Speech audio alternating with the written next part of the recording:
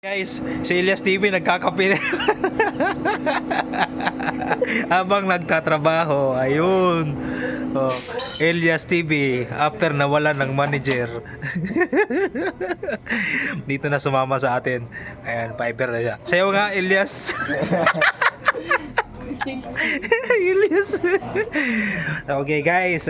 Okay, para to sa yung semi-basher na yung Ruigi daw, paano daw yon pagka halimbawa PPPoE ng ISP. So medyo busy dito, guys. So zoom ko na lang, na lang, subaybayan nyo lang, follow nyo lang yung sinasabi ko. Ayun, yun sa baba, ayan mayroong dong Ruigi, another version yan, I mean another model, maximum capacity 1G. Ayan. Tapos yung sa taas, ayan, modem yan sa isang ISP na medyo siya ay high ping, pagka direkta doon gagamitin. Kung yun yung gagamitin natin. So ibig sabihin nun, pangit yung router. So kailangan natin i-bridge mode. So halimbawa, kung magbi-bridge mode tayo, naka-bridge mode yung modem, main modem na yon sa ISP natin, kinuha natin yung PPPoE nya. Okay?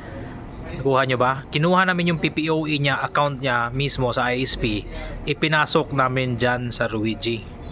Okay, so para to sa'yo, sir, yung nagsabi na paano kung mag PPPoE yung account ng ISP, ayan yung kasagutan, guys. Na ipasok siya dyan. So ibig sabihin yan, yung CPU power ng dito, yung Ruigi na yan yung nagdadala. Okay, after output nyan, ipinapasok natin doon sa RB4011. Okay, small deployments lang din to, guys, mga ilang clients lang siguro, basta ilang clients lang. Okay, so yun yung dalawang router yan, yung isa option sa right side, meron din doon. Yung setup ng 4011 may load balancing din. Okay, yung ISP1, ISP2, so port 1, port 2, kumbaga yan sa RB4011. Ayun sa taas yung gray at saka blue. Ayan. Yung output ng Ruigi yan, yung sa isang ISP, after mag-bridge, tsaka binato doon. Okay, sa ISP1. Tapos yung ISP2, direct doon sa ISP2 na maayos at maganda na router. 'Di ba? So, low ping 8 ms. Not bad, 'di ba? Pero nung nung isinalang siya na di naka-bridge mode, hindi namin nilipat yung PPOE doon sa Ruigi, 3 digits yung ping.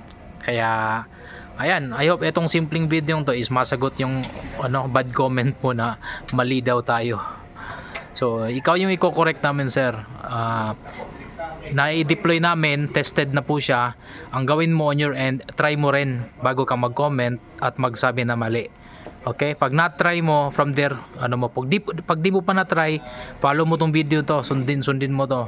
Doon mo ma-justify na okay yan. Ayan. So dito naman sa lalim, ongoing yung niya, nag-splicing sila sa ODF. So multi-core din, 8 core yan. Ayun. So abangan nyo yung mga next upload, guys. Minsan i-entertain natin yung mga basher. Okay.